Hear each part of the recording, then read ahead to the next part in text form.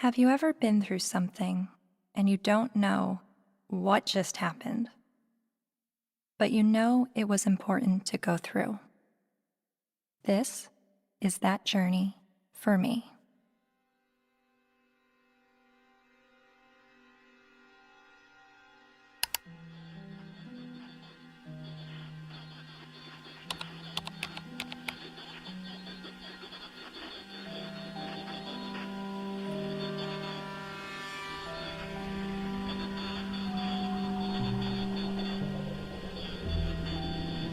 Misogynist rantings would be at home in the far-reaching internet subculture widely described as the men's rights movement, a toxic distillation of the worst aspects of American sexism.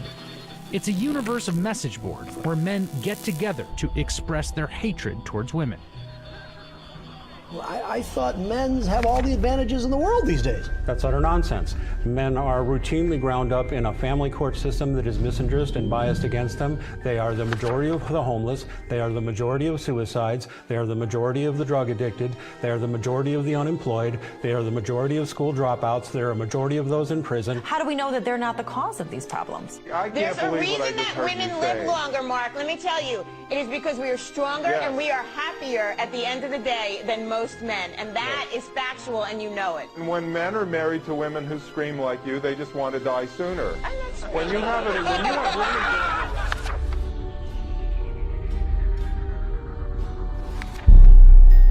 women... A Voice for Men, an online hub for men's rights activists, and they were founded by a man named Paul Elam. It's a website called A Voice for Men that's run by a man named Paul Elam, which is male spelled backwards, but it is his real name, apparently.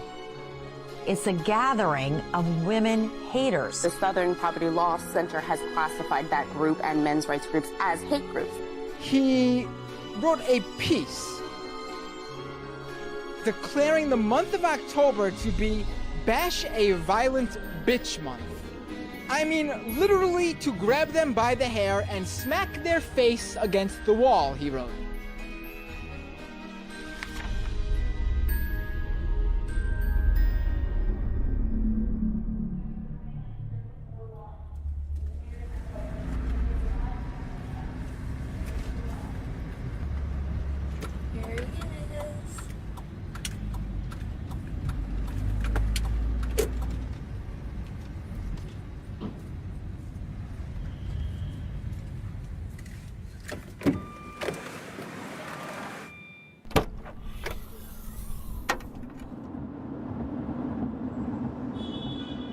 You may be wondering why I'm sitting in a car with notorious men's rights activist Paul Elam.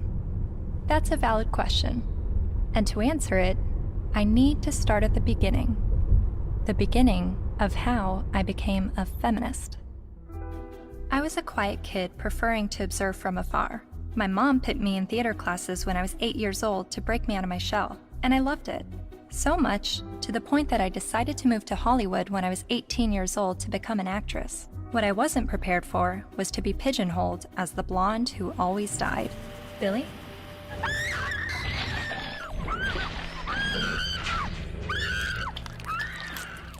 Granted, I had a good scream. But the characters I played weren't alone in feeling objectified.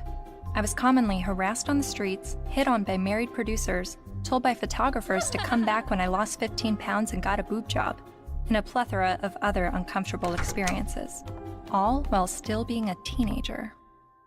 I started to realize my role in the world seemed a little too similar to the unfortunate roles I was auditioning for, and it was not how I saw myself or the person that I wanted to be. So, I quit acting and bought a video camera to tell the stories I wanted to tell. And now, I've been making documentary films since 2008 when I was 21 years old. Most of my work has been about women's issues and sexuality.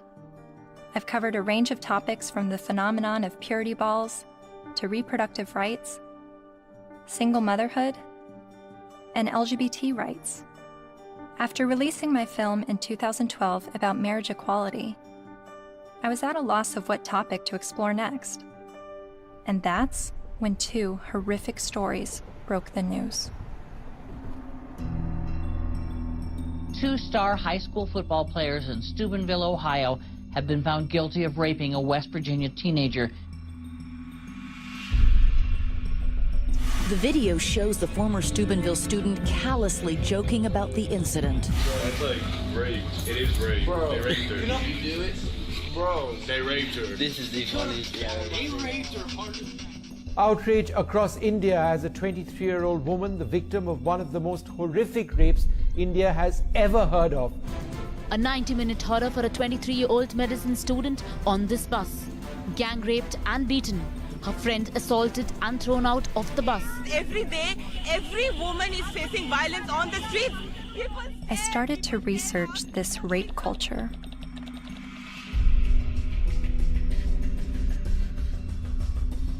A website called A Voice for Men popped up. Paul Elam wrote about how women long to live out their rape fantasies, to be taken by a man she's never spoken to, let alone given consent to. As I read, I was asking myself, is this the rape apologist that I've been hearing about? The victim blamer who perpetuates rape culture? I continued to read A Voice for Men's website, often stopping around the halfway mark in every article because I could only read so many bitch, fuck, feminazi, and rape-tard words per minute. But even still, I kept reading, and thinking, and reading some more. I was trying to understand how these, what I perceived to be women haters, could have so many followers.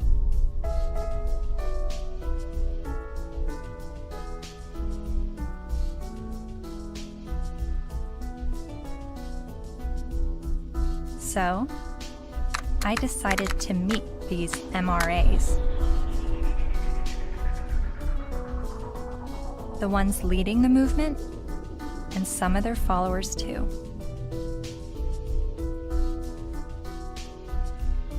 And this begins my journey down the rabbit hole.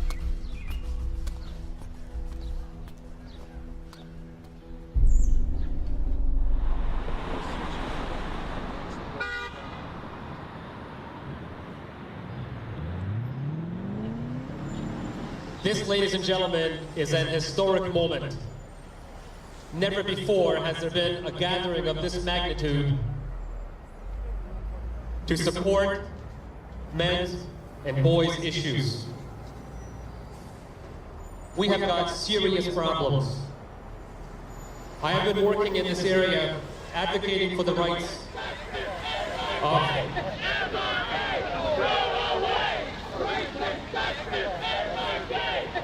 and here we go. What you'll hear is that we hate women. You'll hear that it's a backlash against women's rights. You'll hear that we're regressives that want women back in the kitchen and making sandwiches and barefoot and pregnant. You're just bitter, you're a loser, you're a whiner, you're ugly, you're undesirable, you're lazy, you're scary, you must be a racist, you must be a misogynist. When we do speak out, women often don't want to hear what we have to say. And so then we're called names, we're called whiners. And this is the way people who don't want men to talk about issues try to shut us up. We all know that you guys are a fascist, Nazi friend group of white supremacists. No other way to openly organize other than calling yourself a men's rights group.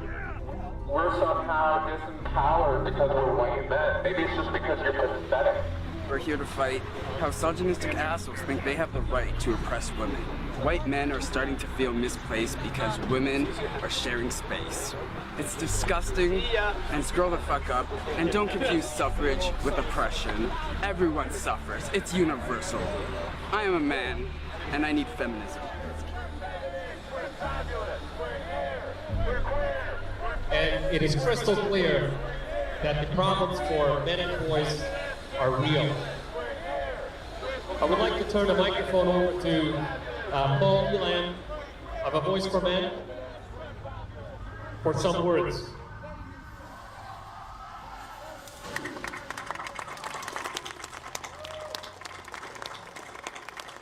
This is a historic day.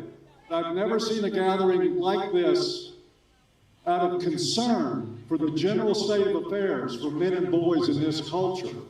And as trying to articulate the entire platform of the men's rights movement is kind of like trying to understand a snowdrift one snowflake at a time. It's a very, very complicated matter. Just consider this, that 93% of workplace fatalities are men.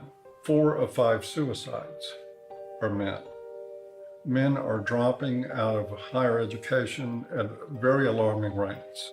We're down to 38% now of college students are men, and it's dropping rapidly. Male suicide, male abuse, male unemployment, male homelessness, male failure in education, male health issues. We've got the paternity fraud issue, the wrongful paternity issue, a false allegation issue. Men are sentenced to 63% more prison time for the same crime as women. They're less likely to see a doctor.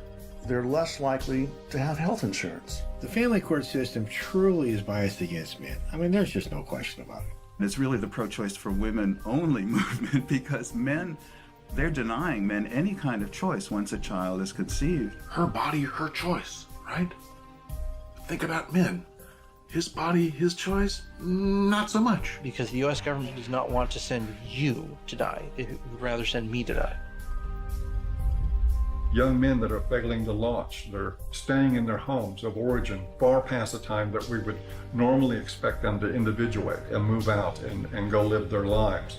We have video game addiction, we have pornography addiction, we have the abuse of young boys with drugs like Ritalin to manage their behavior. Almost all victims of autism spectrum disorders are boys. Boys are most likely to be homeless, most likely to get cancer, most likely to die young and of every major cause, most likely to be arrested, prosecuted, imprisoned, and even executed while being completely innocent. It doesn't matter what their race is, it doesn't matter what their ethnicity is, it doesn't matter what their religious or non-religious views are. It doesn't matter if they're gay or straight. Men and boys are in crisis, and they need your help and they need your support, because they are human beings too. And you will not shame me or anybody here into silence about it anymore.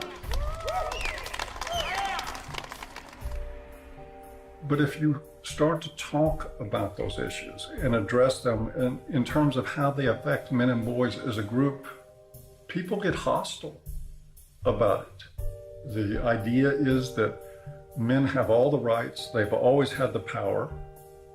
But if that's true, why can't men talk about their problems? And that's what really got me interested in this to begin with. Shortly after I began filming men's rights activists, I realized my own views were being challenged. I kept a video diary throughout filming, and I've decided to share some of those diaries with you. I really do feel like learning about the men's movement and their specific issues, the issues that they have issue with, it's hard for me to completely understand them and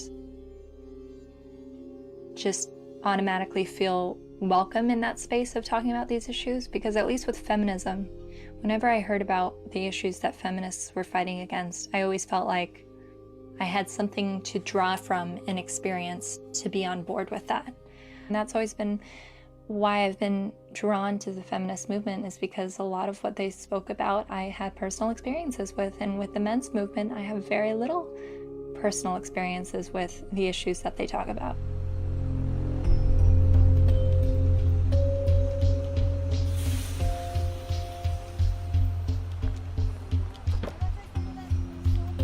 A cab driver who was driving a cab 70 hours a week was not saying, I am earning this money to have power over my wife. He was earning this money even though it took power away from his life. He was doing that so his child wouldn't have to drive that cab. The garbage collector does not get up at 3 or 4 in the morning in rain and sleet and snow and get out to do the garbage so he can have more power over his wife. That's power he's losing over his life in order to make his contribution, his sacrifice, his way of loving. And this has been translated into the culture of, you make more money than women do, you must therefore have more power. Meet Warren Farrell, best-selling author and self-styled social anthropologist, leading an assault on our traditional thinking about men. I asked my girlfriend at the time to buy me as a gift, I think it was for Christmas or for my birthday, Warren Farrell's book, The Myth of Male Power, which she did. And it just changed my whole life. And his premise was, while women are often seen as sex objects, men are often seen as success objects. And this resonated with me. He wrote this book that questioned our notions of power, of who had power and where it was. And it questioned the roles of men, but not the way feminists had always questioned gender roles. Every society that survived based on its ability to train its sons to be disposable. Disposable in war as warriors, disposable in work as firefighters, as workers on oil rigs and so on, coal miners, and indirectly, therefore, disposable as dads.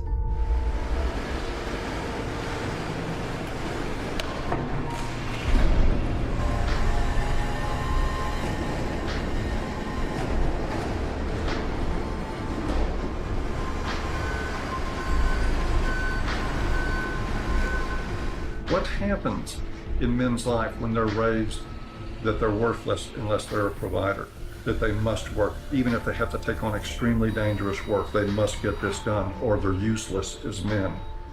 That is very, very powerful stuff. See, feminism did see accurately that we value male work more than we value female work. But there's also the issue that we value female life more than we value male life.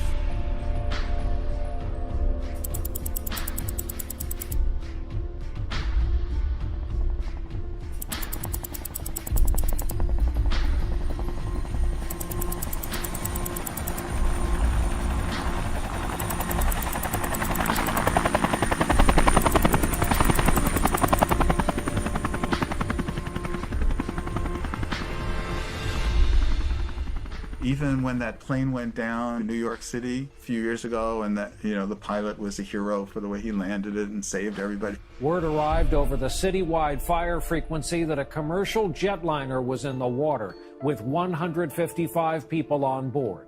Then, over the next few minutes, the doors opened, life vests were inflated, and women and children first, everyone got off that plane. They saved all the women first. That's still, when I went on a cruise, there's still women into the lifeboats first, not because you're a man, so you should be able to swim halfway across the ocean, but because you're a man, you're expendable. We have to look at not just the glass ceilings, but also the glass cellars.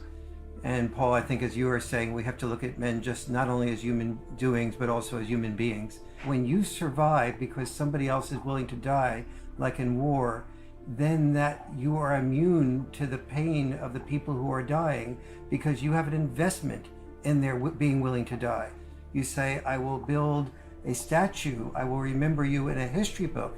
But if you look at that from another perspective, that building of the statue or remembering you in a history book is a bribe to be willing to die so that I can live.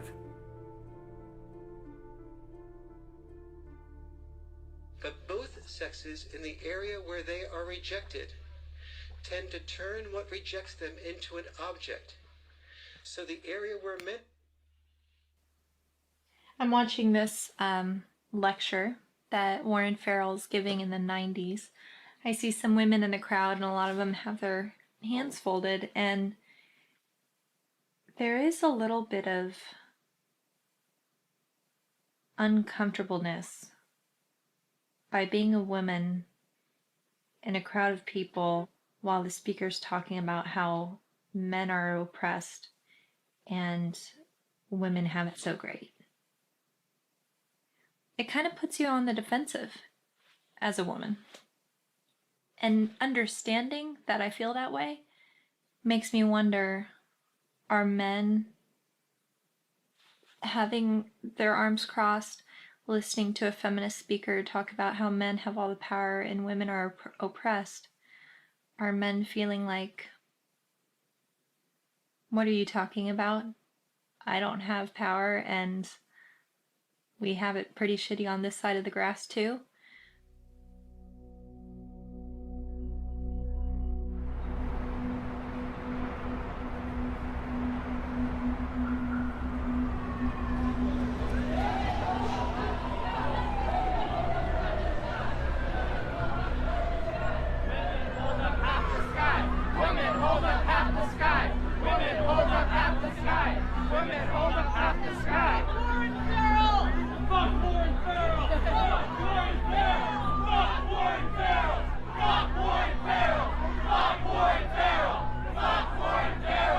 In 2012, Dr. Warren Farrell was speaking on behalf of men's issues at the University of Toronto in Canada. A feminist group protested the event. Be fucking ashamed of yourself. You're fucking scum. You are fucking scum. Fucking rape apologist, incest supporting, woman hating, fucking scum. Is there someone else that can rape? Fucking scum. Yeah, just another. I just want to listen to someone else's opinion. I'm not even on a side here. I just listen to as many people as I can. You know what though? Why would you pay money to fucking support a fucking rape apologist if you weren't fucking one? I never heard of saying anything about it. Well, it's fucking scum. Who do you serve? Who do you protect? Who do you serve? Who do you protect? You're fucking scum. Fuck you. Raise your side of me. All cops are bastards. ACAB. Real fucking scum.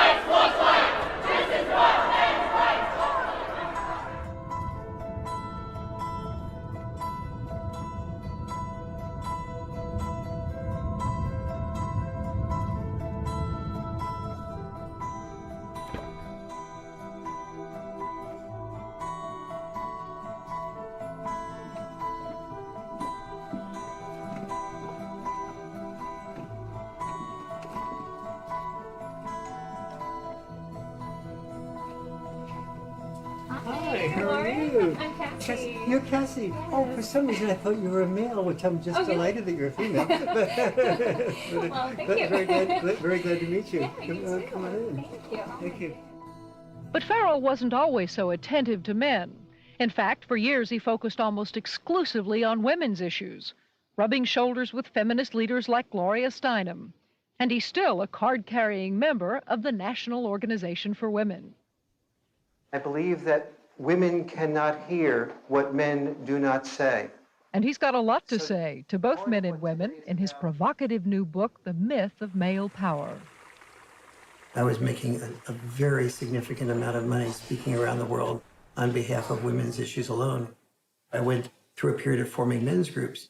And then when I listened to them, I thought, well, gee, this will be really helpful to present to audiences so that they can understand not only women's side, but men's side too, because I was really totally in the feminist camp. And immediately I saw my standing ovations drop. I started hearing that there was people saying, don't invite him there, to speak with us. And pretty soon I had, very few college and university speaking engagements. How did you originally get involved with feminism? Where did that all begin? I was doing my doctorate in political science at NYU in the late 60s, and the women's movement surfaced.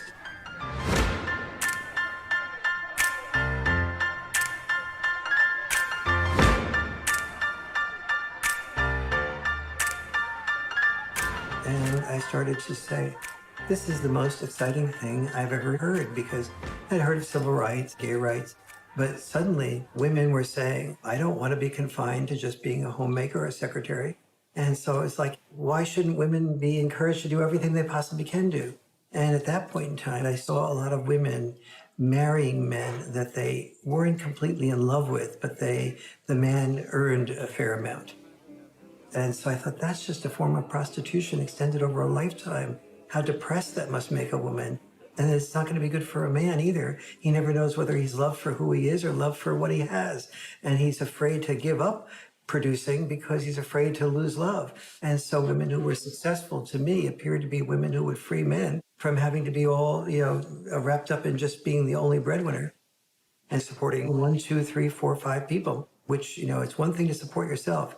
When you're supporting 5 people, you don't have the freedom to question your boss because you're supporting 5 people. The first issue of feminism was to say, just because I'm a woman, maybe I don't want to spend my life raising children. Don't force me into that role against my will. So they looked at men and said, well, you're not forced to raise children. You don't have any issue. But for men, the traditional sex role was not raising children. For us, the traditional sex role was to be a provider, a protector, and to initiate relationships.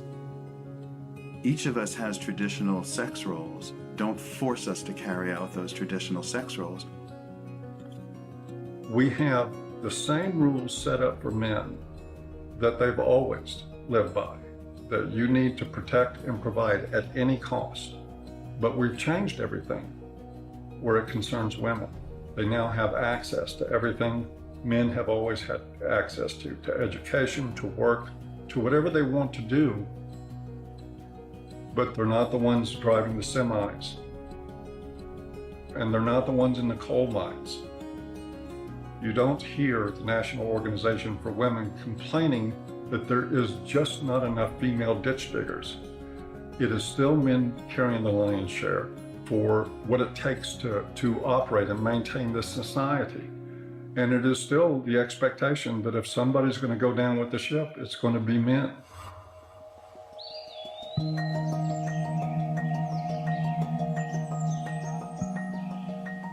Flexibility in roles is where we should be all headed. Any men's rights activist that I would support the portions of the women's movement that is encouraging women to have more flexibility in roles. So where do the men's movement and feminism disagree?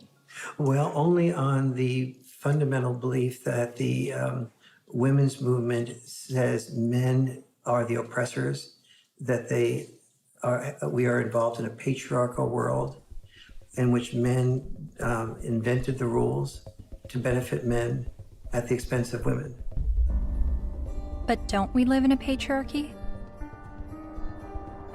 When most of the world's nations still have never had a female leader.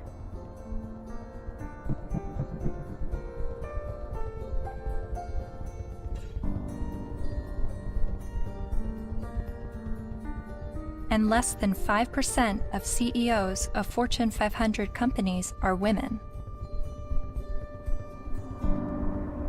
You have to look at this in a larger perspective.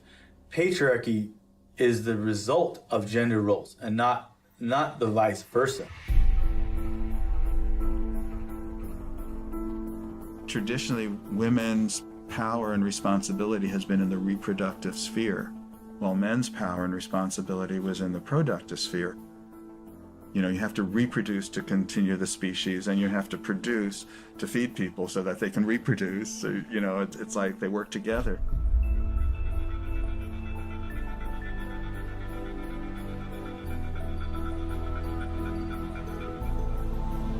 And most cultures divvied up roles because women were responsible for childbirth and were more likely to breastfeed. They're not more likely to, they did the breastfeeding. They tended to be involved in the role of raising children. Men tended to be involved in the role of raising money or making a killing of the animals or making a killing on Wall Street. But those were our obligations. So that's why industry was male-dominated and government was male-dominated, because that was our job. And so what we call patriarchy is men giving into the expected roles that they're supposed to give into, and many of those roles are very harmful. Working exceptionally long hours, difficult hours, dangerous jobs, getting killed on the job. Even politics, a lot of people describe as masochism. Imagine what it takes to be a successful politician. Imagine how much of your personal life that you give up, how much you work, how much privacy that you sacrifice, how much freedom in your day-to-day life that goes out the window. There are more men willing to do those things than there are women. But also, just because men are the ones, for instance, writing the laws in general, doesn't mean that the laws are protecting men. You hear about patriarchy, right? All the evils of the world's from patriarchy, but we're the ones dying. You know, and we die for you guys, you know, to protect our families, our friends. In every society that's ever existed, women have had privilege and protection that men did not. For example, we never hear about how men were excluded from the Forced Labor Convention of 1930 for years. The Forced Labor Convention was an international treaty that banned slavery and forced servitude, but it made an exception for able-bodied males ages 18 to 45. Eventually, they got rid of that, but there was still an exemption for prisoners and military, which is 90% male. Stop pretending that you're oppressed and men are your oppressors. It's a lie, and it's a hurtful lie, and it's a hateful lie, and it's wrong.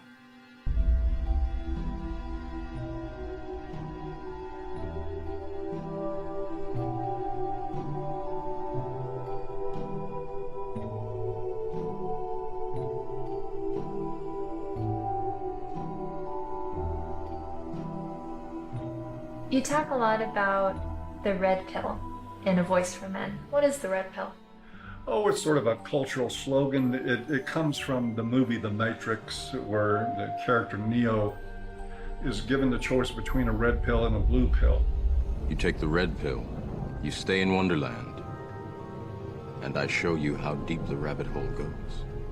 And if he swallows the red pill, the scales will be peeled back from his eyes. He will see everything that he hasn't been able to see. And if he takes the blue pill, he'll just go back to sleep and live in his sort of unaware, semi-comatose state forever and probably be a lot happier. It's a pretty apt analogy. So what is the blue pill in this world?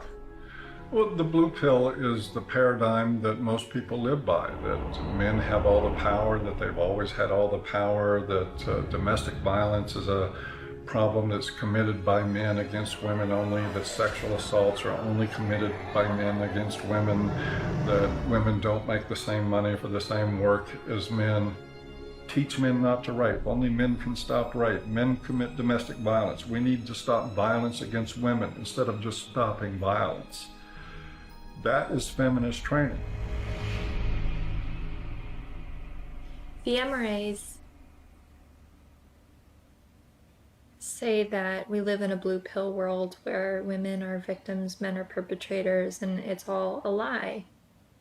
And that we're brainwashed to believe this, and that it's not true, and that men are slaves in this world, and women are... I don't think women are necessarily the puppet masters, but I think they're saying that women have the easy way out, and men are, they're given medals and statues and written in the history books to justify them dying and being slaves to work or being used to progress societies.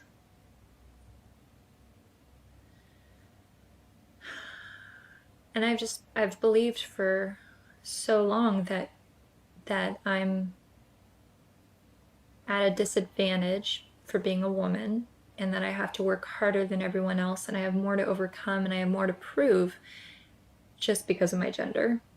But the MRAs are saying that this is all a lie, and that guys are actually the ones that are disadvantaged and discriminated against. And actually, the more I learn from them, the more I think thank God I wasn't born a guy.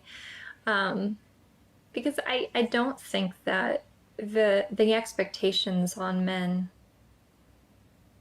is good or healthy. I mean, they have so much pressure to succeed and to be strong and to stand up and protect others and to put their lives on the line.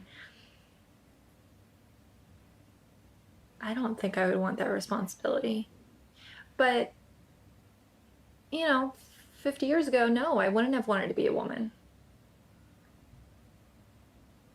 But now, I mean, maybe just it's right now that the tides are changing and women are have the better deal. Well, no, I don't know.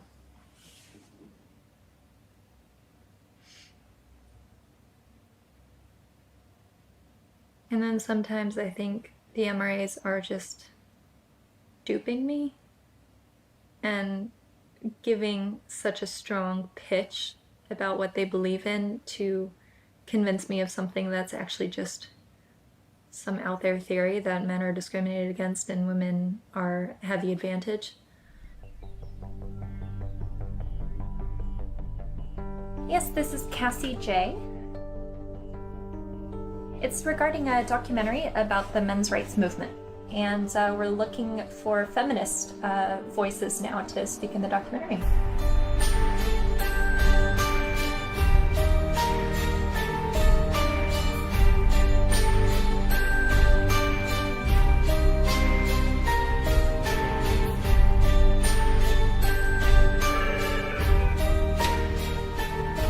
Feminist majority. Yeah, hold on just 1 second.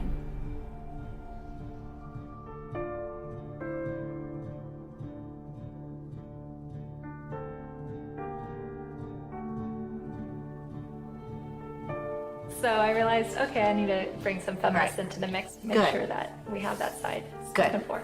I was researching rape culture, and so that's how I stumbled across a website called avoiceformen.com. So some of the people that we've already interviewed on the MRA side is Paul Elam with A Voice for Men. Yeah. Are you familiar with him? Oh, I'm familiar with them. I've never met him. Yeah. Obviously, they've spent a significant amount of time and energy denouncing me, so I figured I might as well have a look at what they say. Yeah, really, the men's rights movement is part of the backlash. The backlash? To feminism. The men's rights movement really got going as women began to make gains, and some men have felt threatened by the opportunities that have been opened up to women. And I don't know if it's because some of them feel threatened that they now have to compete with a lot more people for their jobs.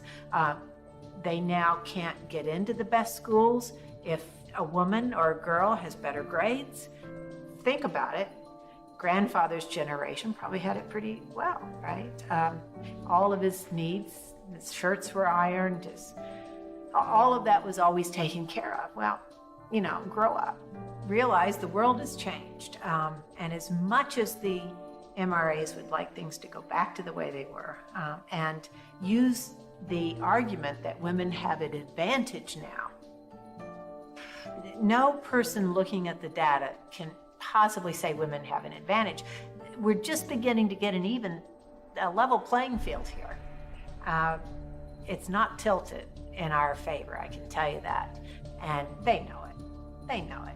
But it's the constant distortion of the data. It's the spinning of a situation to make it look like women are somehow getting ahead, getting an advantage they don't deserve.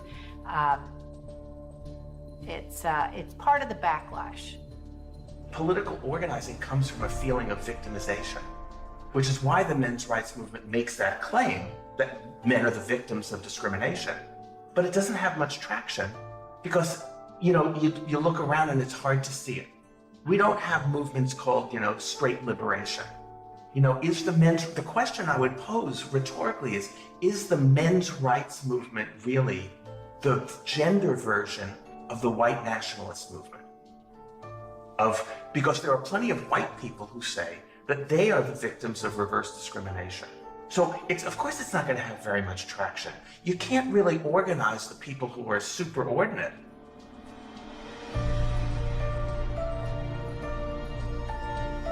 So do you think that men are being discriminated against in any way? Not under the law.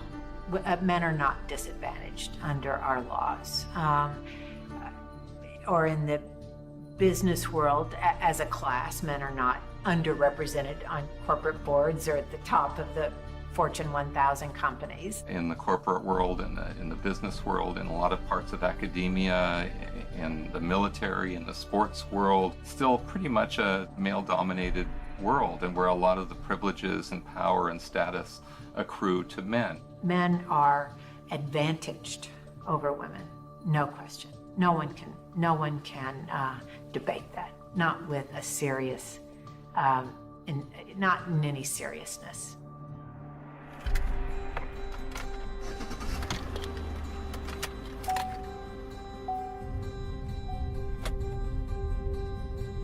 I was a math major as an undergraduate, and one of the fundamental things about geometry is the distance from point A to point B equals the distance from point B to point A.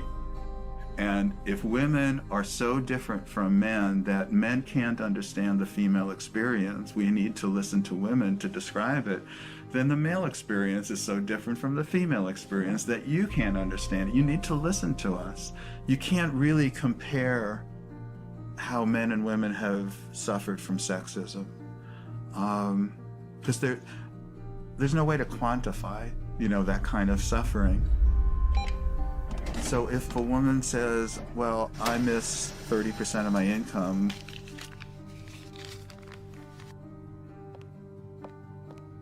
more than you miss 6 years of life, there's no way to quantify that. Or I've lost a job opportunity because I'm a woman. There's no way to say, well, I've suffered more than you because you've lost a kid because you're a man. We can't, but it is serious. And at least if you're denied a job because you're a woman, at least you can go to another company and apply for a job, But you can't, when you lose your kid, like you can't say, well, okay, I'll get custody of that kid, I'll try for that one. It's a terrible thing that happens. There was a case, the Serpico case. You might be too young to know the movie Serpico with Al Pacino. It was about a New York City undercover cop. He gets shot at the end of the movie and retires from the police force. And he was a real man, Frank Serpico. A woman after the movie, after this was made, decided she wanted to become a single mother and tricked him into fathering a child. And the court accepted that because she told her friends she was going to trick him, and they testified, and the court said, yes, you were tricked into it, and still awarded her over 90% of his police pension. So everything that he goes through in this movie to including getting shot to earn his pension, she won by sleeping with him one night.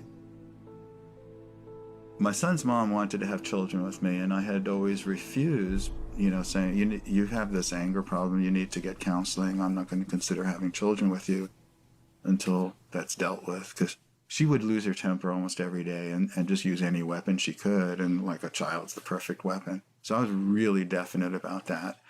But she also used to proofread my articles for me. And I wrote an article for Playboy about Serpico. And when she read that, she told her friend she's going to trick me into fathering the child. She doesn't need my permission. And so that's how my son was conceived. Then she said, if you want to see your son, you have to stay in a relationship with me. But if you break up with me, I know all the things that a woman can do to a man. She read all my articles. She saw my talk shows. She said, I know all the things a woman can do to a man, and I'll do them to you.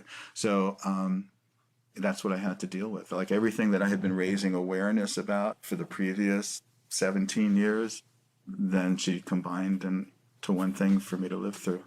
It's really ironic. For the first 5 to 7 years, I guess, we would see each other 4 times a day for exchanges.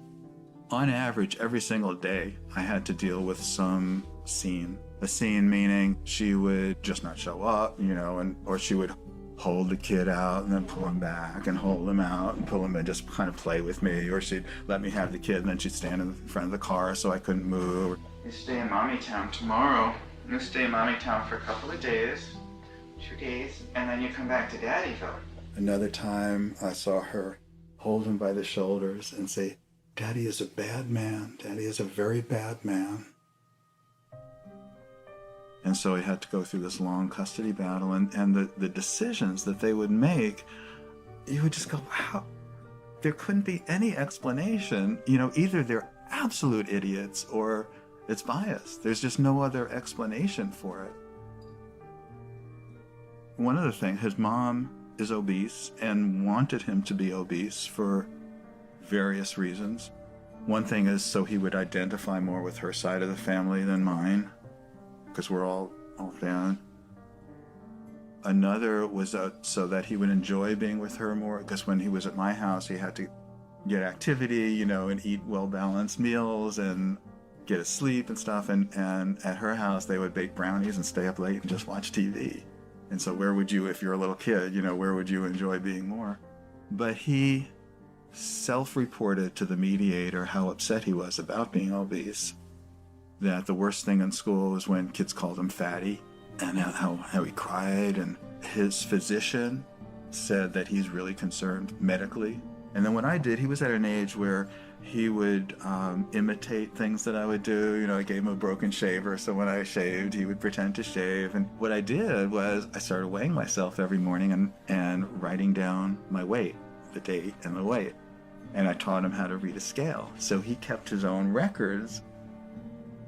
So I had 6 months worth of statistics to show consistently that every time he was with his mom for a few days, he'd come back weighing 3 or 4 pounds more, and then he'd lose it while he was with me. So they had, you know, that how much he was upset about the problem. They had his physician being upset about the problem, and they had the proof of where the problem lay. So the judge's decision was that father should no longer be allowed to weigh the child. Problem solved. After 14 years, my body gave out. I got sicker than I've ever been. I realized I'm going to die. That's not going to do anybody good. I've got to give up the fight. So I gave up custody. And so I don't see my son anymore. He hasn't been in my house since. So I did lose him. Just like a dream. You're like a guiding light shining in the night. Fred claims that during his 14-year custody battle, he spent the equivalent of 5 years of his gross income on legal fees, mediators, and child support payments. I was really in his life a lot longer than most fathers would have been. It's something most fathers can't afford. You are so beautiful to me.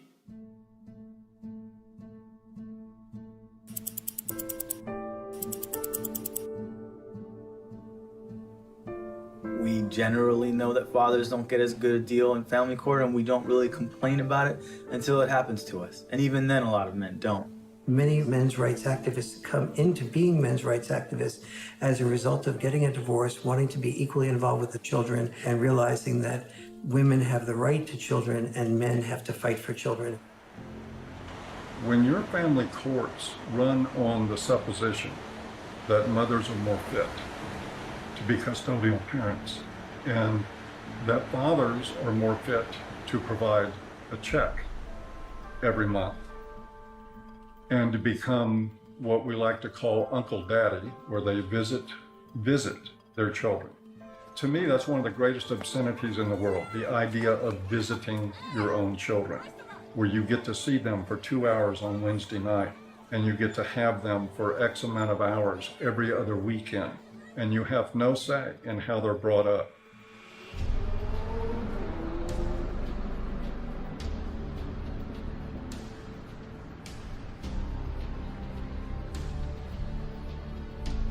You know, I can't tell you how many men have been in this office, in that chair,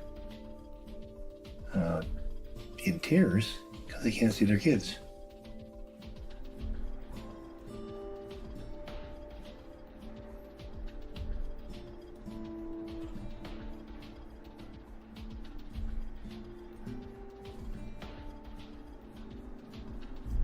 some of this stuff ends up in horrific consequences. Like this gentleman here, that's his little son. They found him dead. Not the son, but the young man. In the desert with a bullet in his head. Day before the family court, where it became known that he was going to get to see his little guy even less. And of course, he'd been falsely accused one time after another. It had destroyed his life. It had bankrupted him. It had driven him into debt. It had caused him to miss work. He was about ready to lose his job. He was in the end of his rope, so he just decided to end it. The unfairness in the family courts, the unfairness in the way child support is so often structured, it's commonplace and it's everywhere. And the more you start to become conscious of it, the more you realize that it's there.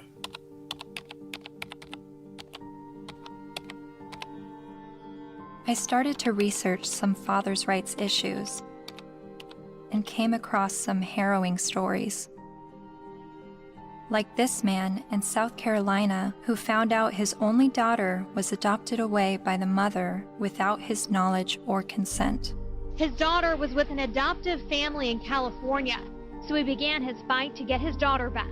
Adoption is for children without families, not children with a willing and capable family. And this man in Colorado who lost his daughter when the mother left the state to give birth in Utah where he wouldn't have legal rights to his child. He fought for 4 years in court and finally won visitation rights. Only visitation. I can't explain the emotion, the happiness, just this hard fight, and what this means to me. And then there's this heartbreaking story. The 20-year-old father never left her side until he was forced to give her to adoptive parents this week after Kaylee's mother decided to put her up for adoption. In order to keep Kaylee, Colby needed to file paternity action, an affidavit, and a commencement notice with Utah's Vital Records a day before the mother signed the adoption papers relinquishing her rights.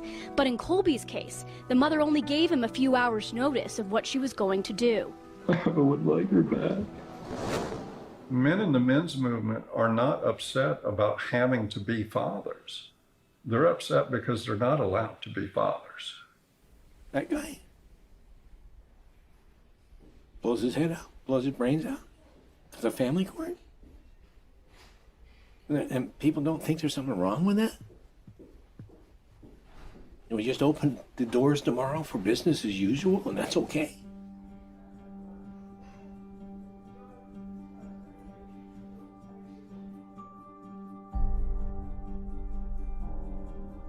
I've always thought of feminism as being the fight for gender equality. And yet, I've never heard about fathers' rights and the injustices going on in family court. Why is this? I decided to ask gender studies professor Michael Mesner. Well, I'll just say I don't think it's, I don't think that a lot of their assumptions are correct to start with. There's no doubt that there have been some men who get just screwed by court decisions and custody cases. But I think when you look at the broader patterns, it's still the case that in intact heterosexual families with kids, women are still doing the vast majority of the housework and childcare, and there's a lot of sort of father absence, lack of participation by fathers, some of whom I think then after divorce happens end up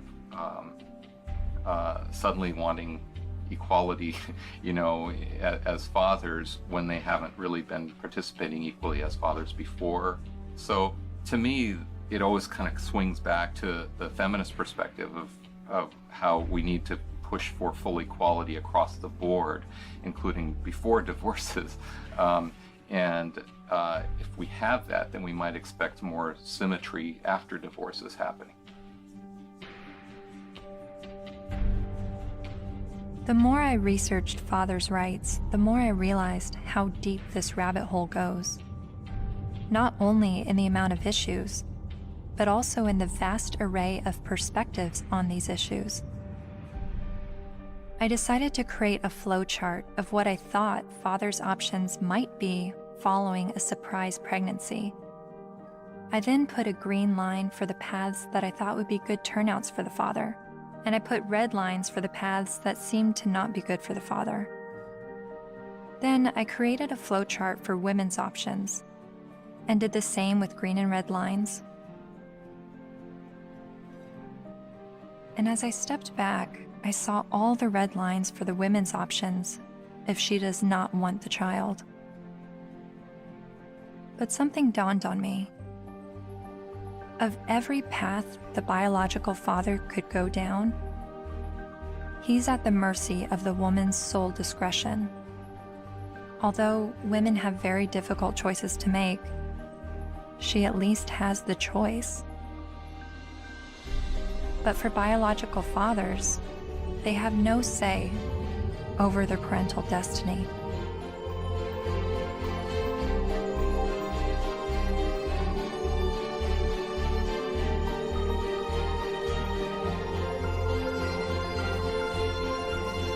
This is my friend Dara. She's 8 months pregnant with her first child, and she's a lifelong feminist. It seems from MRIs, from what I've read, that women seem to have more reproductive rights than men do. I don't know what to say, like, we carry children, they're never gonna carry children. It's just a different thing. So I guess, as much as possible, take the steps to prevent yourself being in that situation. It's just, I don't know what to say. There's no, there's nothing like a woman, you know, women have been blamed for, and still are, for, you know, unwanted pregnancies, choosing to have an abortion, not choosing to have an abortion, choosing to put their child up for adoption, when, you know, the burden lies on a single mother. If the man leaves, there's really, you know, societally, she's lambasted. So there's a lot of things that women deal with in that regard that men don't actually deal with. So I can have compassion for their situation, but I don't know that it's going to change in the way they want it to, because it's biology, you know? So if you're going to be having sex that could result in pregnancy, and you haven't had this conversation with the woman that you're having sex with, you better have it. You better have it fast. That's when the man has the ability to make decisions, either not to engage in sex or to use condoms and to use other forms of contraception. So that's where his role comes in. Once he's impregnated her, she's the one now faced with continuing a pregnancy, faced with the health risks that accompany pregnancy. So his rights have to be exercised early. But once she's pregnant, all decisions must be hers, because ultimately she is the most impacted. There's just no question. And she ultimately has the responsibility for that child.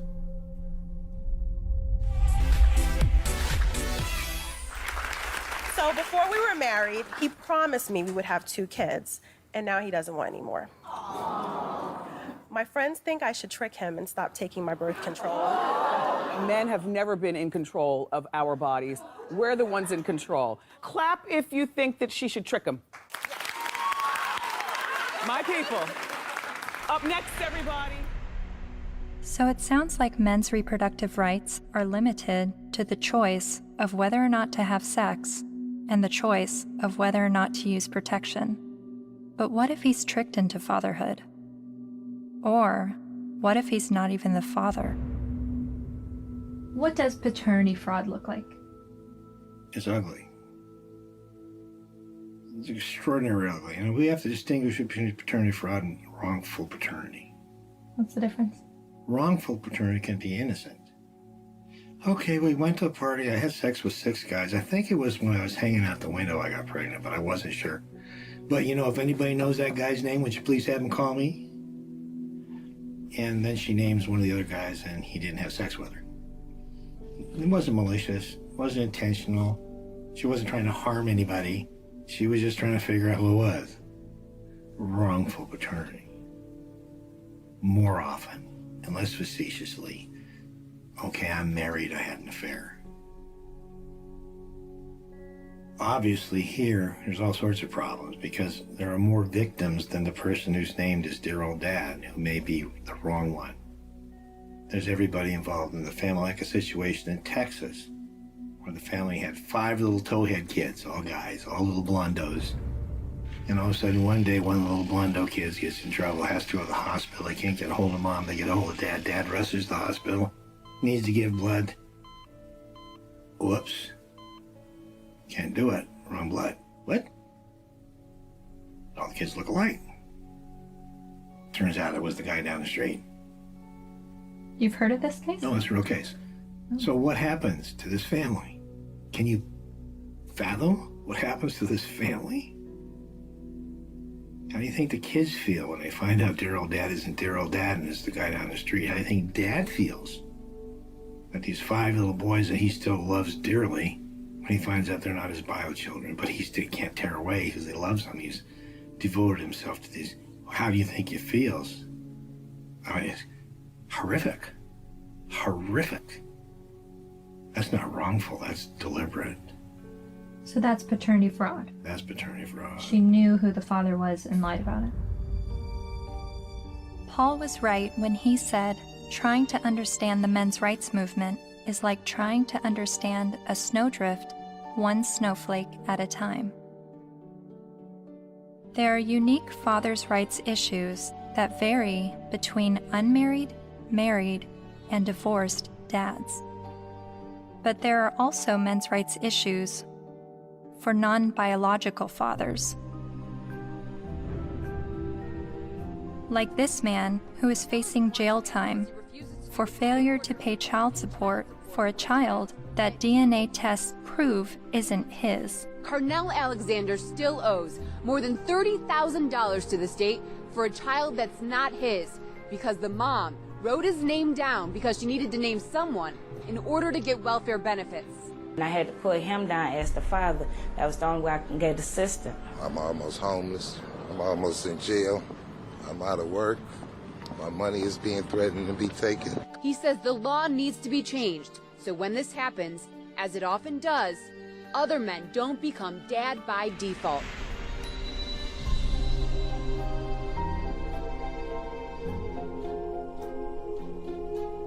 A lot of times people wonder about MRIs, why are you guys so angry? And my answer to that is, why aren't you? How can anybody look at this and not be angered by it? And the only answer to that I've ever been able to come up with is that people aren't angry because they don't see men as human beings.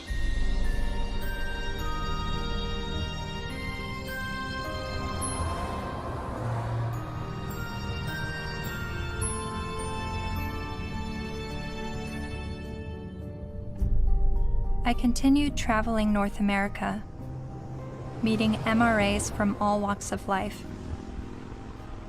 hearing their personal stories, their red pill moments. I met a young man who was sexually abused when he was 16 years old while living at a residential home for people with developmental disabilities. She's the only woman I've done anything ever with, partly because it just messed me up so much. She continues working there. She hit me in the face. She actually hit me throughout the house, chasing me throughout the house. When I reported my domestic assault to the police officers, I did not at all bring up the fact that I was sexually assaulted, because if he wasn't going to believe that I was a victim of domestic violence, there was no way he was going to believe that I was going to be a victim of sexual assault. I met the honey badgers, women who are men's rights advocates.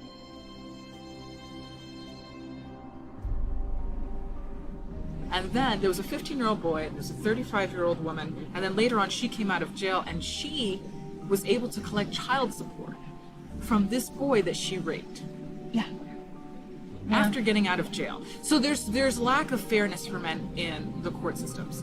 When police officers would show up to domestic violence case, there was often men were just taken away without asking what even happened. It's just presumed that men are the criminals. I was assaulted several times, and I never got any help. I went to the police still bleeding a couple of times.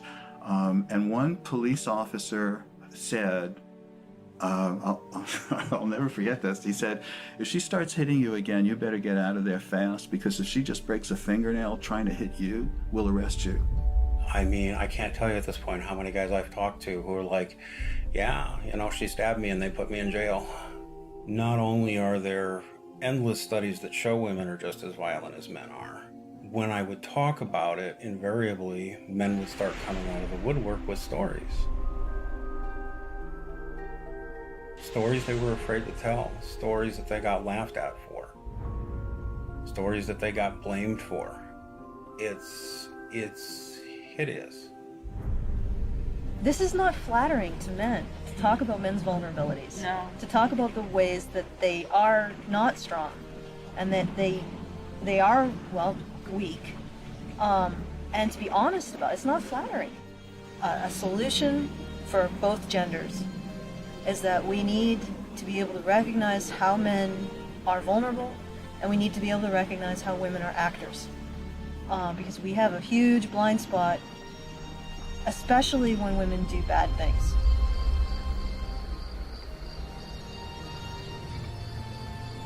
My best friend that I grew up with since kindergarten was being physically abused by his wife, who he'd been married to for 20 years.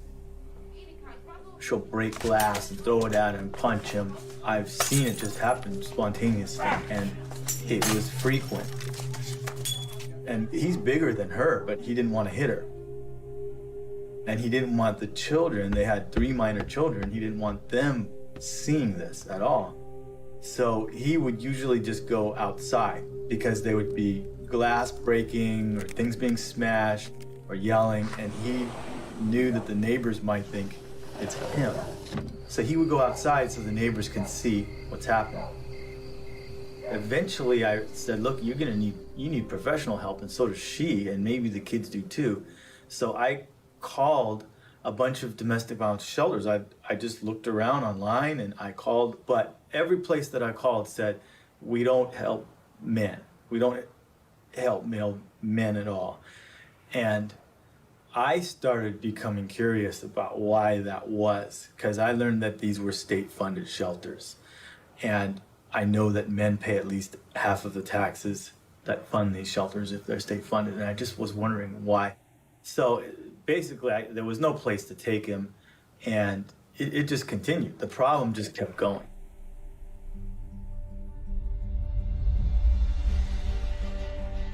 In the United States, there are over 2,000 domestic violence shelters. All of them serve female victims, and nearly all of them turn away male victims. In fact, as of 2016, there's only a single domestic violence shelter for men. My initial reaction was that there needed to be thousands more women's shelters because that many more women are being battered. But as it turns out, 1 in 3 women and 1 in 4 men will be victims of physical violence by an intimate partner in their lifetime. Sure, there's a slight majority of female victims, but how can that excuse denying men help? Couldn't this be considered gender discrimination?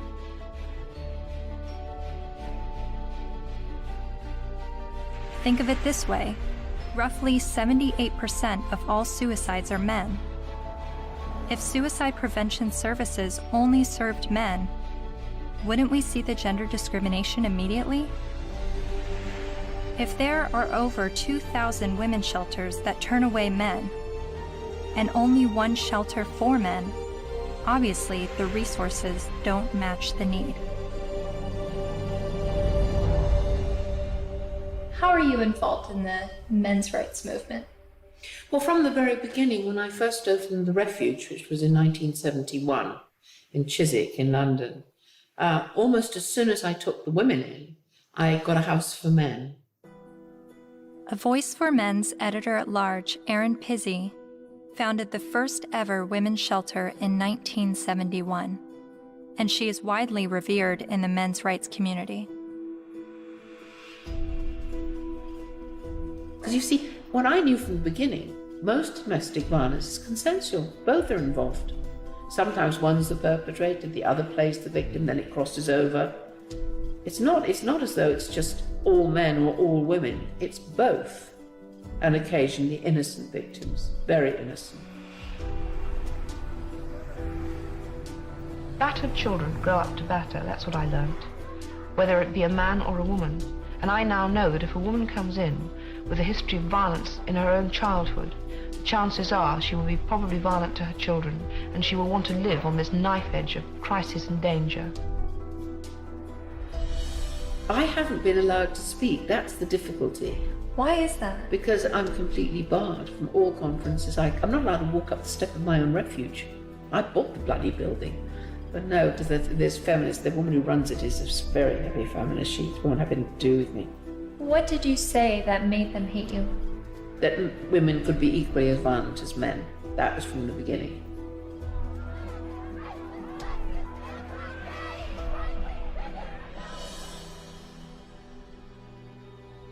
Erin Pizzey says that 62 of the first 100 women to enter her refuge were just as violent as the men they left, and violent towards their children.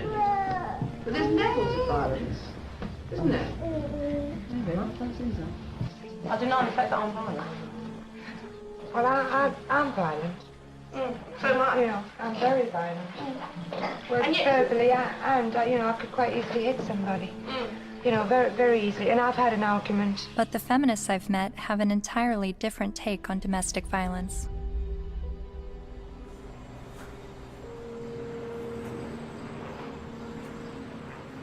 On the whole issue of domestic violence, that's just another word, really. It's a cleanup word about wife beating, because that's really what it is, or dating violence. And it's not girls that are beating up on boys, it's boys that are beating up on girls and using violence to intimidate and to control. And we have very few what's called domestic violence shelters, which are places that women can leave their home with their children and get a new start, get out of the violence. But there are not nearly enough of them. We need more funding and more resources, because it is a tremendous disadvantage for women and girls.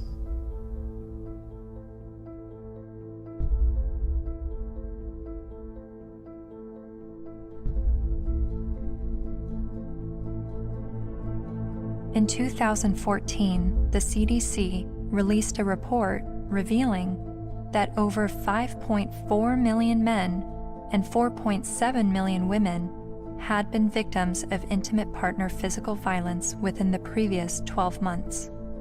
But then why does the media paint domestic violence as a women's issue? The World Health Organization says 1 in 3 women are abused by their partner. 1 in 3 American women experiences domestic violence or stalking at some point in her life. And when it was addressed as a men's issue, the speaker's point was that it's a men's issue because men are the problem. I'm going to share with you a paradigm-shifting perspective on the issues of gender violence. I don't see these as women's issues that some good men help out with. In fact, I'm going to argue that these are men's issues. Why is domestic violence still a big problem in the United States and all over the world? What's going on? Why do so many men abuse physically, emotionally, and verbally and other ways the women and girls and the men and boys that they claim to love? What's going on with men? Let's grant every single empirical case as being true. Yes, it is true. Let's just say, I mean, it is not true, but let's just assume that there is gender symmetry in domestic violence, that women hit men as much as men hit women.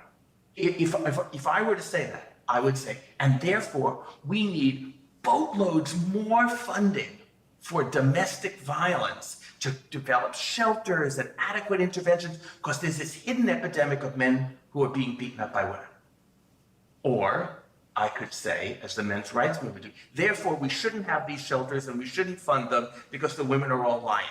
Well, it seems to me that if you really believe in gender symmetry, it's not that you want to, you're not questioning the number of women. You're just saying the number of men in society. You would want to join with women who are anti-violence to say, we have a real problem here.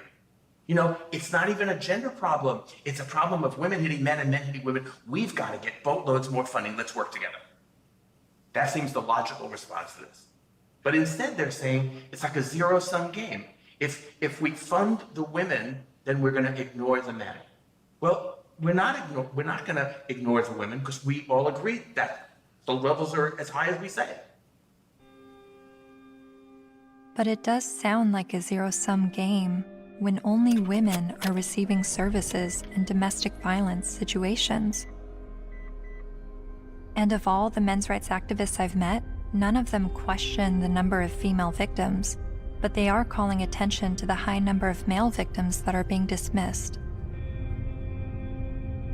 So why aren't men's rights activists and feminists working together? Michael Kimmel briefly said something that made me wonder. He said it would no longer be a gender problem if both men and women were equally victims of domestic violence. Is that why the number of male victims are never addressed? To me, it's been fraud for all these years. Why is it we have this enormously powerful feminist movement and virtually nothing for men? Originally, it was capitalism was the big enemy in the 60s and 70s. And it was the radical feminists in America. They moved the goalposts. They said, no, it's no longer capitalism is the enemy. The enemy is patriarchy, or men.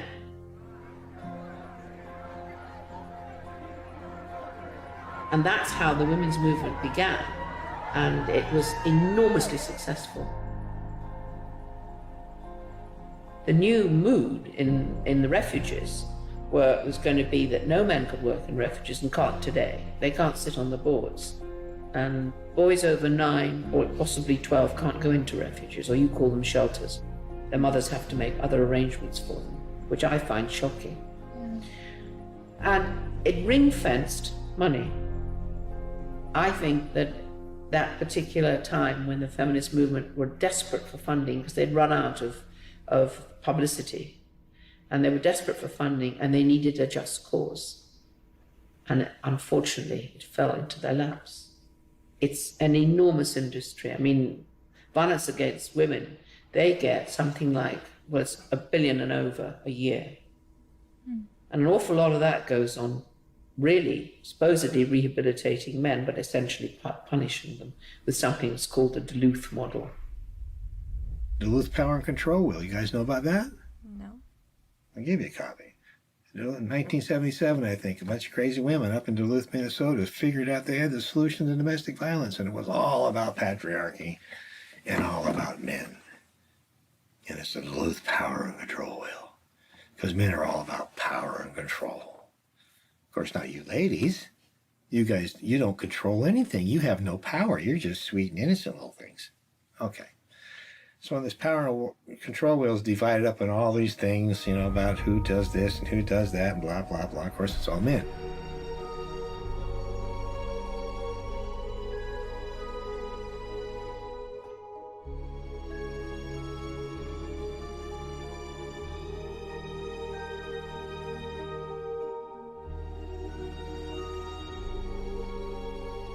The entire domestic violence industry was founded on that. I think it's still 37 or 32 states in the United States that by law they have to use the Duluth model for battery intervention programs, and it's all shame, blame, and guilt driven. If you're a man and you walk in, you must admit you did it up front or you're in denial. There's no debate, there's no discussion, there's no possibility that you could be falsely accused. The criminal justice system could have made a mistake. None whatsoever. You are in a state of denial, and you will complete that course or you're going to go to jail. You will be re-engineered. That's frightening. Frightening? Yes, that's frightening. I think it's terrifying. Absolutely terrifying. All I had to do, I had a simple choice. I could just say, yes, you're right. Men are the enemy. No problem. But I couldn't. I absolutely couldn't.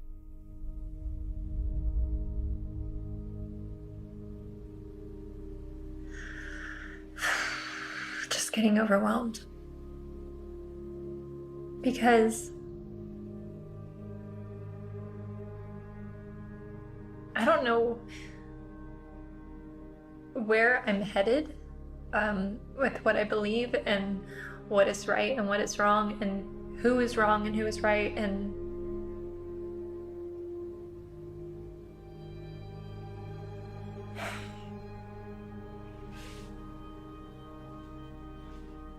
the truth is somewhere in the middle, and that's why I'm feeling frustrated, because I don't know where the truth is, and I don't know.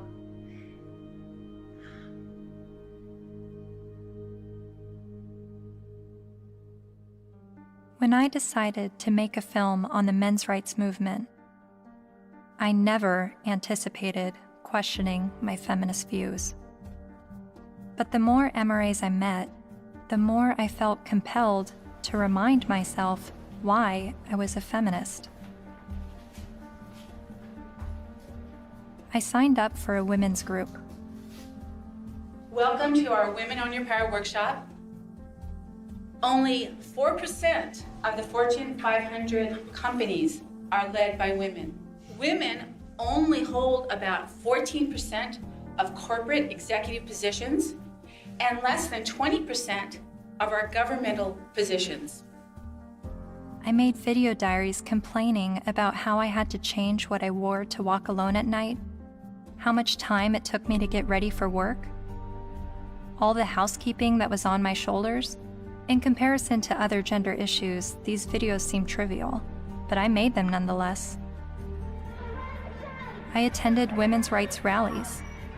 No to violence. That's what we are here for, to say no more to violence in any form, especially against women and girls.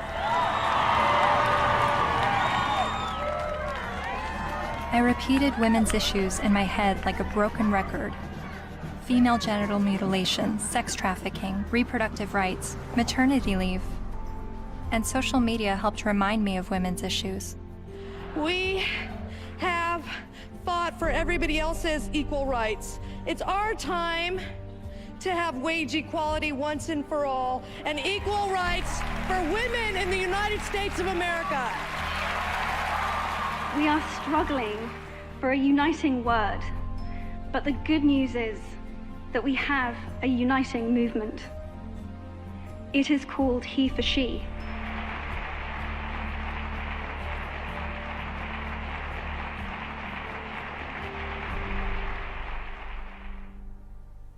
Whenever I hear the MRA's point of view about how difficult it is for them, I immediately go to, well, what about us? What is it like for us? And then I get on the defensive and want to make sure that women's struggles are also heard. And I don't know if that's necessary, because the MRAs are saying that the feminist perspective is the mainstream perspective. But even when I hear their issues, I still want to speak up for the women, because I feel like, I don't know why I feel like talking about one gender's issues now neglects the other. And I guess that's what MRAs have been dealing with, is always hearing about women's issues and feeling like their issues are neglected. But whenever I hear them talk about men's issues, I feel like I need to stand up for women and say, this is what we're dealing with, an equal opposite.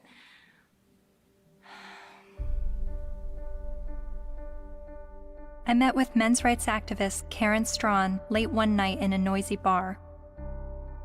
She became well known for her YouTube videos talking about male disposability and other men's rights issues.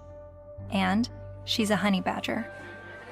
Part of what I do and what I research and what I think about is the reason psychologically why feminism seems to be such a comfortable, warm blanket emotionally for so many people, men and women alike. And it's so comfortable that it will make them not see things that are right in front of their face. Look at Boko Haram. Hundreds of young girls, fast asleep in their beds, are awakened by the sound of gunfire. Armed attackers have stormed their boarding school and set fire to dozens of buildings. Nearly 300 of them are dragged from their dorm, loaded onto trucks, and carried away deep into the forest. From New York to London rallied yesterday demanding that the terrorist group Boko Haram bring back our girls. It just gets to the core of you, This unconscionable act was committed by a terrorist group determined to keep these girls from getting an education. And what happened in Nigeria was not an isolated incident. It is a story we see every day as girls around the world risk their lives to pursue their ambitions. I mean, you must have heard about that, right? That's being spun as a fundamentalist Islamic group that is so determined to be misogynistic and oppress girls that they want to deny girls an education. But they are not against girls being educated. They're against anybody getting a Western, secular, or Christian education. The initial attacks, and there were several of them, there were over 100 men killed and 1 woman killed. And the victims were described as people, right, or villagers. And in the previous attacks on the schools, they actually let the girls go. They separated out the boys and girls, and they let the girls go, and they told them, go home, get married, renounce your sins, and live a righteous life under Allah, right? And then they burned the boys alive. There was literally no outrage, right? It was barely reported on. It was one of those things, there was no opinion pieces on it, no nothing, right? Until the girls were kidnapped. And look at it this way, because we played right into their hands, because they want attention, right? And they weren't getting any attention from the Western media when they were just slaughtering boys, right? They want attention. And what do? They kidnap girls and sell them into marriage or slavery, right? And everybody, the UN, Michelle Obama, Barack Obama, the UK government, the Canadian Federal Minister of Defense, right? They're all promising aid and help and equipment and personnel to help find these girls and bring them back, because this is such an outrage and oh my goodness, something needs to be done. Well, maybe if, like last year, maybe if we did something then, all of these girls would be safe in their dorms right now, right? But we didn't. And the reason why they kidnapped those girls is because we didn't do anything. We didn't pay attention. And they want attention, right? And they know that attacking girls or women is going to get them attention. What are we going to do? Start a campaign, bring back our boys. Oh wait, they're dead. Never mind, right? The men, the people in Boko Haram, they're chivalrous. If those girls were boys, they wouldn't be getting education. They'd be dead. They wouldn't be sold into slavery with the hope of escape. They'd be dead.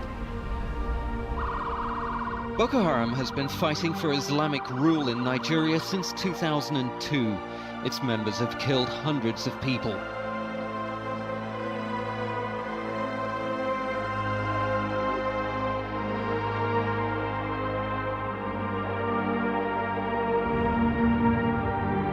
The most important thing is the men's movement is doing is being able to say, men need compassion and men deserve compassion. And to have that happen, I'm not expecting it in my lifetime. It's an ocean of pain out there. This stuff we're talking about has been going on for so long. And nobody listens. Nobody cares.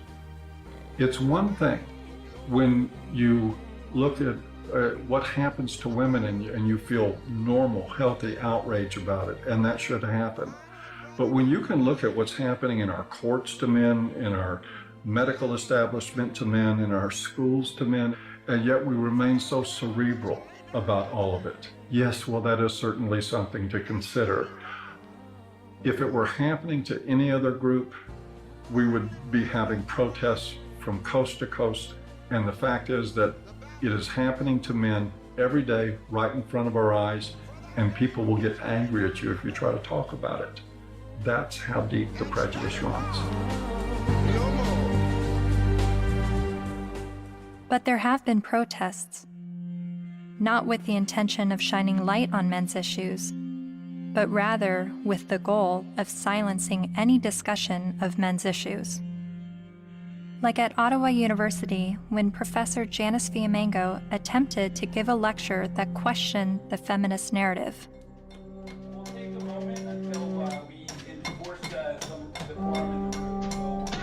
So you think this is a victory? Yeah, why are you so frightened of hearing an opinion different from your own? Then there was the first international conference on men's issues in Michigan, where even Ms. Magazine urged its readers to protest the conference in hopes of shutting it down.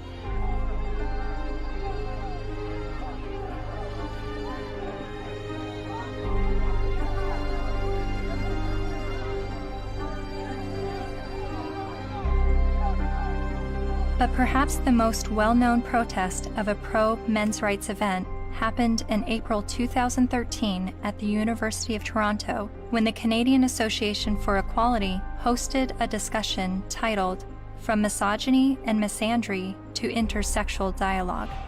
About in my 20s, when I went to Columbia to study art history, and that was in 68, and that was the height of the epidemic. And so suddenly I was confronted with the direct possibility of being drafted for combat.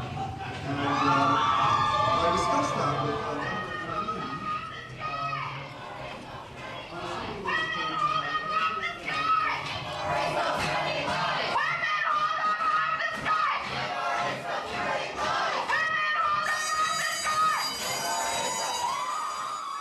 A feminist group protesting the event illegally pulled the fire alarm and successfully shut down the event.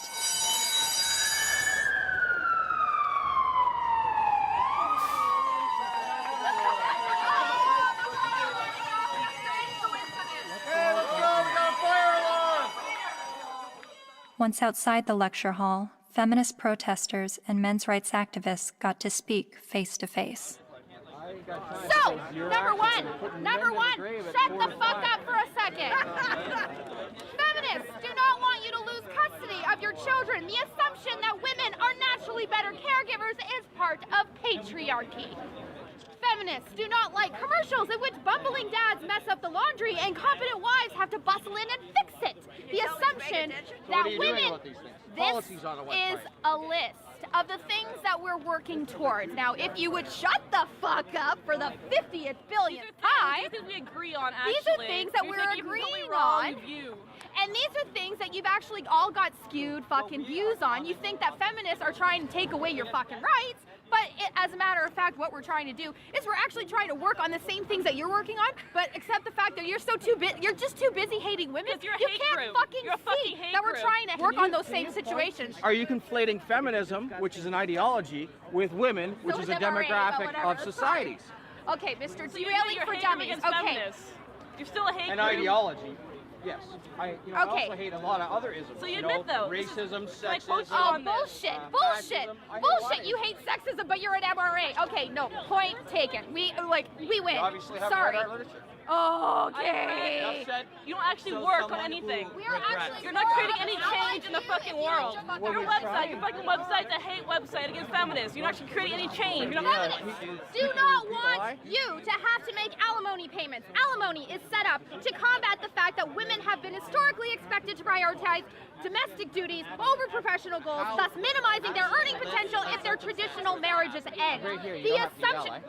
I'm reading, fuckface. I'm trying to I'm letting everybody else hear it, okay? It's not just for you, Mr. Entitled.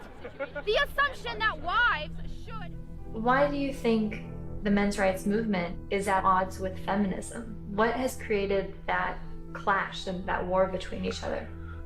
Well, one, feminism has spent the last 50 years demonizing men, which is sort of one of the problems. Feminist scholars have characterized men as inherently violent, inherently bad, inherently predatory, inherently oppressive. They have postulated that masculinity is a disease.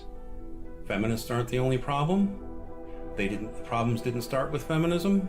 So when I start criticizing feminism, I want you to know you're just part of the problem. They're just part of the problem. You calling men oppressors and women oppressed demonizes men, and I believe diminishes women at the same time. It's a way of telling men to shut up. It's a way of telling men that their experiences don't matter. You tell a man he's privileged, therefore anything he's gone through or anything he has to say doesn't matter. His lived experiences don't matter because he's privileged. So, how old were you when you started calling yourself a feminist? Or how many years ago? It was probably about 3 years ago, I guess you can say. I'm relatively new.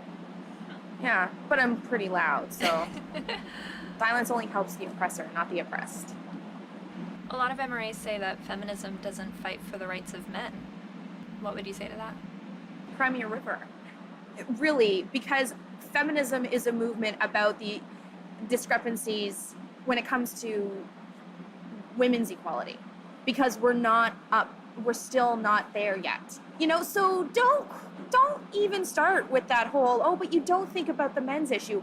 Well, then, you know what? Start your own goddamn movement, which they have, but maybe make it a little more about legitimate issues like custody and alimony and things that you think are unequal, which all stem from patriarchy, not from, oh my God, feminists are trying to take away our kids. No, dipshit. That's not what we're trying to do. We're not trying to do that. I mean, if they look at the root causes of why, for example, you know, women get custody more often than men do, women are supposed to be the mothers. They're supposed to be the natural born caregivers. So obviously, duh, you has a vagina, so obviously you're going to be able to take care of the kitties. That's really what it is. It all stems from sexism against women. It's just the oppression dialectic needs to go. It's so hard to convince people to look at men's rights activism and support it without first allowing them to at least escape the stranglehold that feminism has on their minds. I do believe it is dogma. It's zealotry. There are good people in the feminist movement. There are not good people in the radical feminist movement.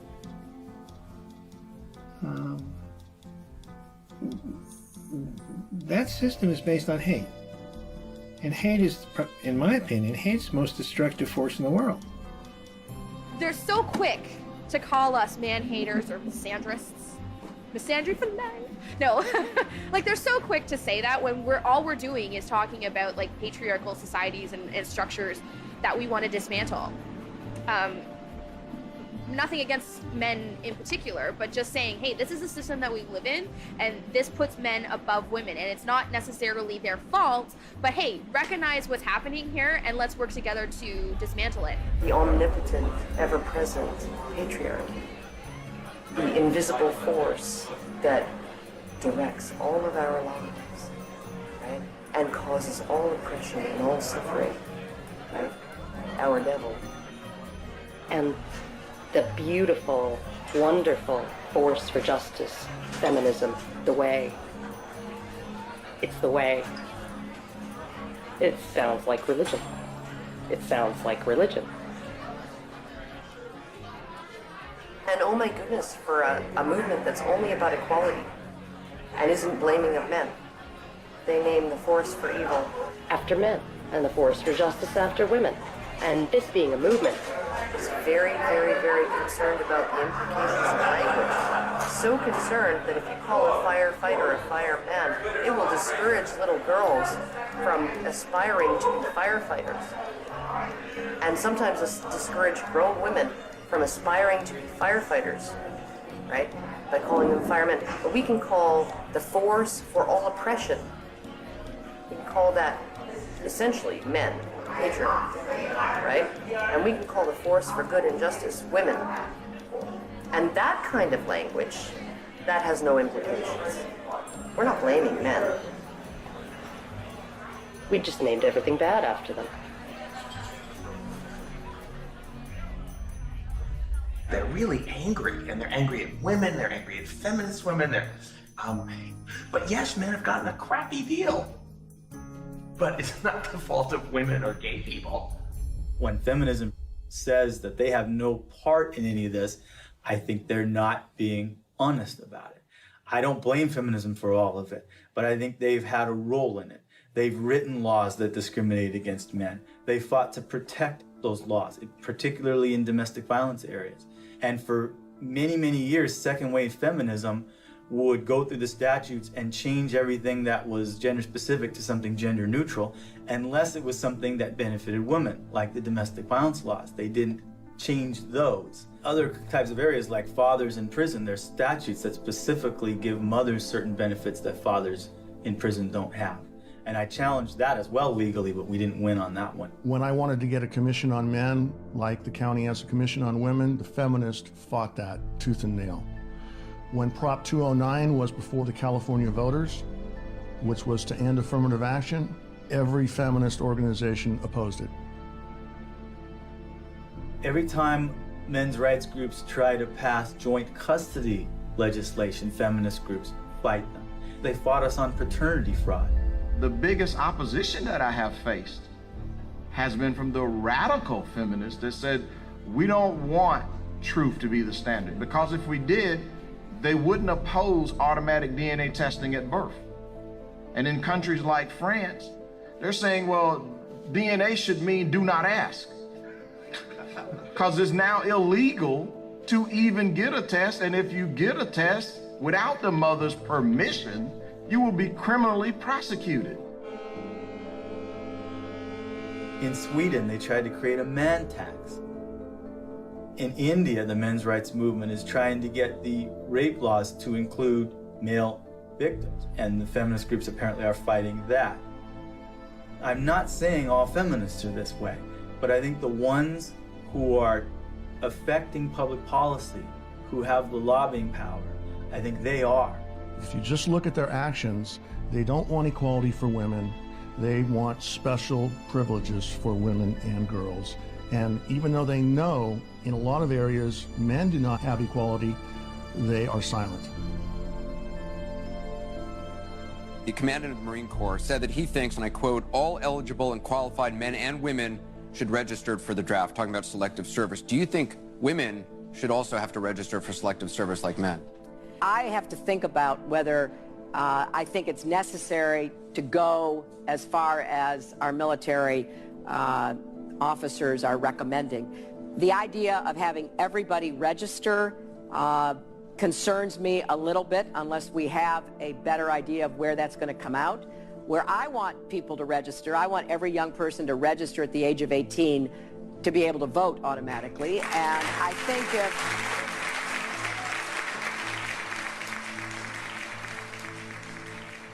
What's the motivation? People don't ask, what's the motivation? Do we need a men's rights movement? No, we need common sense. You know, but if there's going to be this women's movement, and this is the movement that's going to do all these things, then maybe we need a counterbalance. Something called a men's rights movement or a men's movement. But I hate to see either one of them. I think it's a shame. I think it's destructive.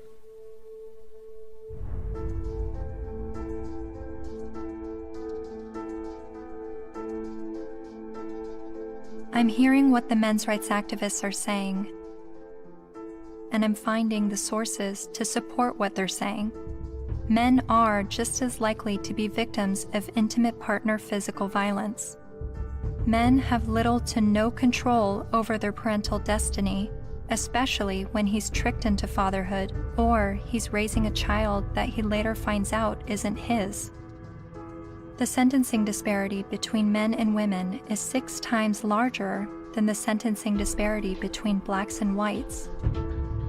So while a black man may be sentenced to 10% more prison time for the same crime as a white man, a man is sentenced to over 60% more prison time than a woman arrested for the same crime. Boys are falling behind in education. They are enrolling at lower rates and earning less college degrees. And while not all MRAs agree on the issue of infant male circumcision, most MRAs do believe it is a human rights violation. I spent months learning about infant male circumcision, but it only took me watching a 5-minute medical training video to convince me this is a barbaric practice that needs to stop. Okay, so first thing, make sure he's well restrained. okay? And we repeat the process with just one end and clamp. Anything that gets clamped gets cut. All that was left, a partial penis and his tiny testicles. Rhodes says Ashton urinates through a hole in his penis. She says she can't imagine now what she'll say to her son when he's old enough to understand what's happened to him. How could you explain it to your child that you don't have a penis or you might never be able to have kids?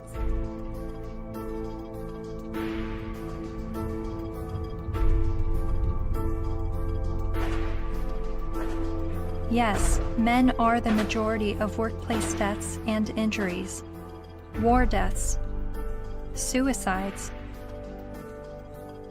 They have a shorter life expectancy. Warren Farrell makes the argument that prostate cancer and breast cancer mortality rates are similar, but funding disproportionately supports breast cancer research and awareness over prostate cancer.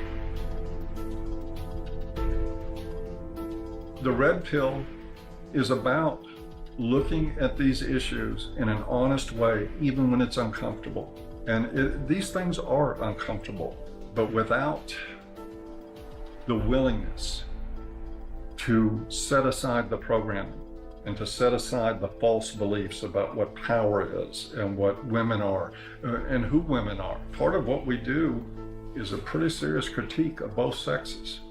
It's brutal, but critiquing the sexes is a real valuable thing. Feminists don't want you to do it though, unless you're portraying women as victim and men as perpetrator.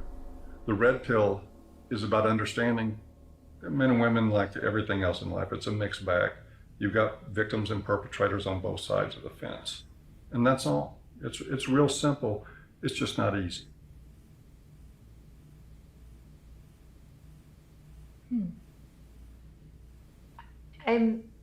I think I agree with everything you said, but there's still some kind of unsettling doubt, and I don't know where that's coming from.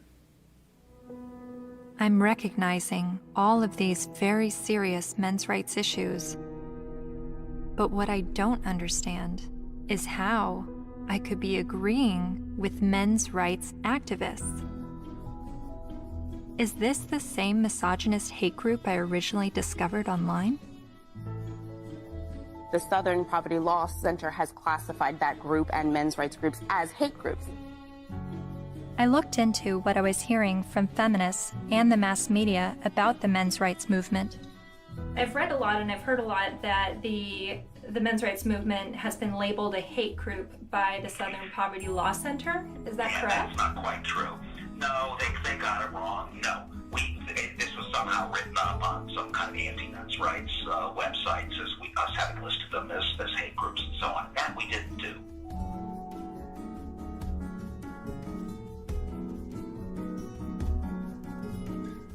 He wrote a piece declaring the month of October to be Bash a Violent Bitch Month. Jesus. I mean, literally to grab them by the hair and smack their face against the wall, he wrote. I then discovered that Paul Elam's famous Bash a Violent Bitch article was written in response to this article by Jezebel called Have You Ever Beat Up a Boyfriend? 'Cause, we have. The article cited a study that revealed 70% of non-reciprocated violence was perpetuated by women.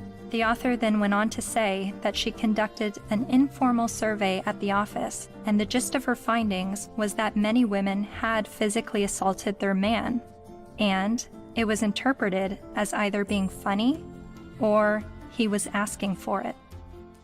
I couldn't help but see the hypocrisy in a major feminist website making light of abusing men, and MRAs stinging back only to have the media paint them as the abusers. Something else to think about.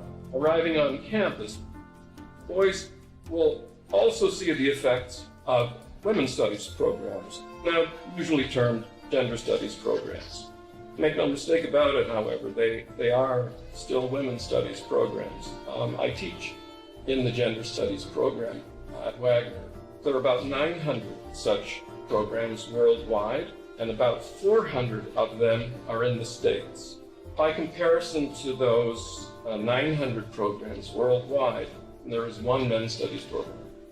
In 4 years, Center for Men and Masculinities is to be established at a state of New York university, the one in Stony Brook. It will be headed by Professor Michael Kimmel, a sociologist. Its advisors will include, probably among the advisors are funders as well, the actress and fitness expert Jane Fonda, Gloria Steinem, and Eve Ensler, the author of Vagina Monologues.